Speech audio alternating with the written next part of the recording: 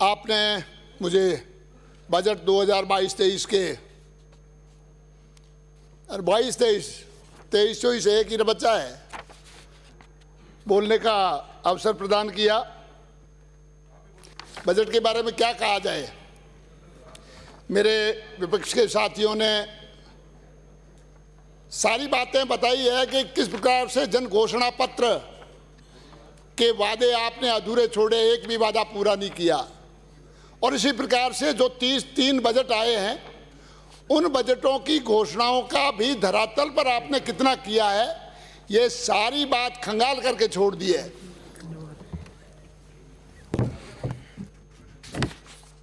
लगता है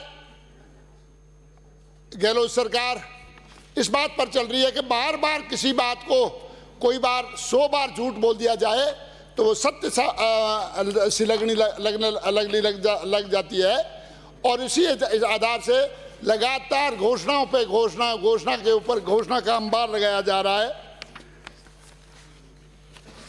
माननीय अध्यक्ष महोदय, जो 2023 नजदीक आ रहा है, फिर लोगों को भुलाव में डालने के लिए लोक लुभावन घोषणाएं की जा रही है। मुख्यमंत्री महोदय, विद्यालय क्रमोन्नयन के साथ शिक्षकों की भी जरूरत होती है और आज तक आप शिक्षकों की भर्ती नहीं कर पाए आज 3 साल के अंदर। फिर ये विद्यालय कैसे चलेंगे जिनकी भर्ती आप 3 साल से नहीं कर पाए। न पिछली घोषणाएं जमीन पर उतर आई है और नई योजनाएं करके जनता को बहलाने का आप असफल प्रयास कर रहे हैं। मुख्यमंत्री से निवेदन है कि जन घोषणा पत्र के वादे और पूर्व में की गई घोषणाओं को पहले पूरी किए, तब जाकर के जनता विश्वास करेगी। बार बार घोषणाओं से जनता को इस प्रकार से नहीं ठग पाओगे आप लोग। यदि अंग्रेजी माध्यम के विद्यालय आपको देने ही है तो नए विद्यालय बनाओ, हिंदी माध्यम के विद्यालयों को कन्वर्ट मत करो। हमारे वहाँ पर जो मरुस्थलीय क्षेत्र है, दूर दूर तक विद्यालय नहीं मिलते। 10-15 किलोमीटर में एक गांव है और वो 5000 का है। उसको हिंदी को अंग्रेजी में अगर कन्वर्ट कर दिया जाता है तो उन हिंदी माध्यम के 9वीं 10वीं 8वीं 7वीं वाले बच्चों के साथ में बड़ा अन्याय होगा और दर भटकने के लिए मजबूर होंगे। 10-15 किलोमीटर दूर जाना पड़ेगा। आपसे निवेदन है कि नया विद्यालय खोल दें आप, और वो प्राइमरी के विद्यालय की जो बिल्डिंग है वो खाली पड़ी है, वहाँ पर खोलें और वहाँ पर शिक्षक लगाएं। स्कूलों में मास्टर नहीं है, अस्पतालों में डॉक्टर नहीं है, मेडिकल कर्मियों की कमी है। पंचायतों से लेकर तहसीलों, एसडीएम कार्यालय, नगर पालिकाओं कर्मचारियों की कमी, सरकारी काम के लिए दर भटकते नागरिक। अब इन झूठी घोषणाओं के बहकाव में जनता आने वाली नहीं है।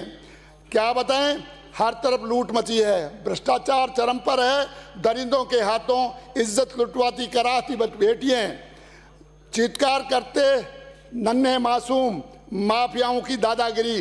कब तक झूठी घोषणाओं से मन बहलाएगी ये कांग्रेस सरकार। अंत में पिछली घोषणाओं के अंबार के नीचे दबी सरकार नई घोषणाएं कर जनता को भुलाव में डालने का असफल प्रयास कर रही है। मुख्यमंत्री महोदय, यदि आपको युवाओं को अगर कुछ काम ही देना है, उनको नौकरियां ही देनी है, तो ये भर्तियां समय पर करवा दो और वो भी बगैर चीटिंग के। ये आपसे निवेदन है। अभी सुजानगढ़ से आने वाले मेरे साथी ने अपना दर्द छलकाया।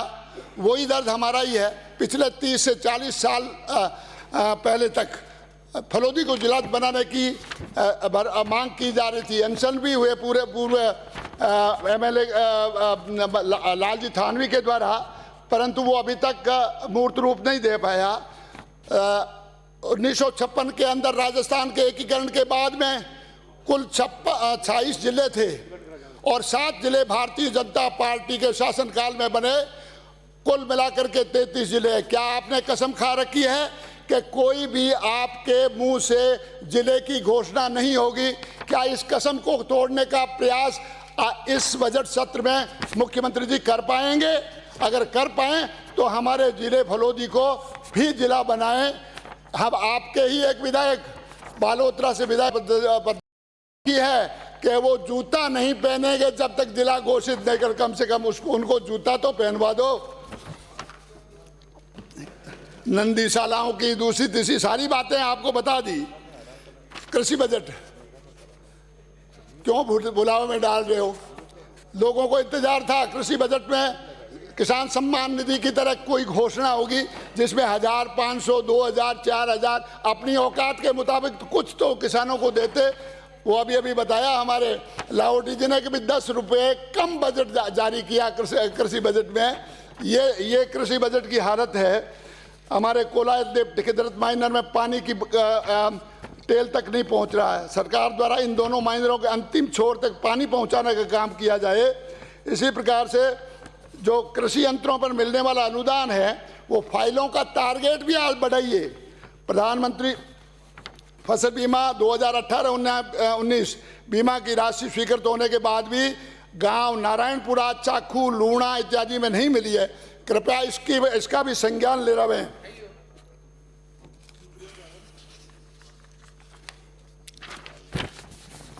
माननीय मुख्यमंत्री जी से आपके माध्यम से निवेदन है कि एक 191 किलोमीटर लंबा ओसिया से लेकर के बीकानेर तक का एक राज्य मार्ग घोषित हुआ है, 136 मार्ग। उसमें बाकी पूरे मार्ग को दोहरीकरण और सुदृढ़ीकरण कर दिया गया है। अभी घोषणा हुई है। का जो क्षेत्र है उस सड़क को सिर्फ सिंगल रखा गया है। माननीय मुख्यमंत्री महोदय, आपका स्वयं का जिला है और उसके अंदर से जब जाते हैं तो सिंगल होता है। एक दो बात रख करके मैं अपनी बात को पूरा कर दूंगा। तो ये अवश्य करें। 7 किलोमीटर और 3 किलोमीटर कृपया पूरा का पूरा मिसिंग लिंक की ज़्यादा मांग है, इसको दे दें या विधायक के ऊपर डाल दें। हमारा फलोदी का जो हॉस्पिटल है उसको जिला हॉस्पिटल घोषित किया गया, परंतु कोई भी सुविधाएं नए डॉक्टर लगाए गए हैं और नए अन्य सुविधाएं दी गई है, नए ट्रॉमा सेंटर है वहाँ पर। इसी प्रकार से बिजली हिंदुस्तान में सबसे ज़्यादा महंगी है, परंतु जो वंचित रह गए थे बिजली कनेक्शन से उनको घरेलू कनेक्शन देने का भाग्यश्री योजना के अंदर आप कृपा करेंगे, ऐसी मैं आपसे मांग करता हूं। सबसे बड़ी समस्या पेयजल की है। लगभग मेरे क्षेत्र में माननीय अध्यक्ष महोदय 80 ट्यूबवेल बंद पड़े हैं। जेजेवाई के सारे पंचायतों के ऊपर डाल दिए गए। पंचायतों के पास में फंड नहीं है, वो उसको ठीक नहीं करते। आप अंदाजा लगा सकते हैं कि पड़ी है और वो कब जल जीवन मिशन का पानी आएगा और वो कब पानी पिएंगे। इसलिए इसी प्रकार से माननीय मैं एक दो बात मेरी बात है क्योंकि समय की परिधि है। मेरी नगर पालिका फलोदी लगभग एक बात रखें। आप समय से एक्सीड कर गए। एक बात रखता हूँ, 106 साल पुरानी है। जोधपुर और फलोदी नगर पालिका का गजर नोटिफिकेशन एक दिन हुआ था माननीय, एक ही ऑर्डर के अंदर हुआ था। जोधपुर इतना विकसित हो गया और मेरा शहर फलोदी आज सीवरेज के लिए भी तरस रहा है। आप स्थानीय मुख्यमंत्री हमारे जिले के रहने वाले होने के नाते क्या फलोदी आपसे कुछ अपेक्षा नहीं कर सकती? आपसे निवेदन है कि फलोदी के अंदर सीवरेज की व्यवस्था की जाए। और पिछले 4 दिन पहले एक दलित युवक राहुल देवड़ा जिसकी जघन्य हत्या की गई, एनडीआरएफ की टीम जाकर के झील के अंदर खंगालती रही, नहीं मिला। तीसरे दिन जाकर के उसकी लाश किसी ने वहां पर डाल दी। बजट में बोल रहे हैं प्लीज, कृपया उसको भी न्याय दिलाएं, उनको वित्तीय सहायता दें और साथ ही न्याय दें, चाहे उसे एक नौकरी भी दें उसको। धन्यवाद। जय भारत। स्टेटमेंट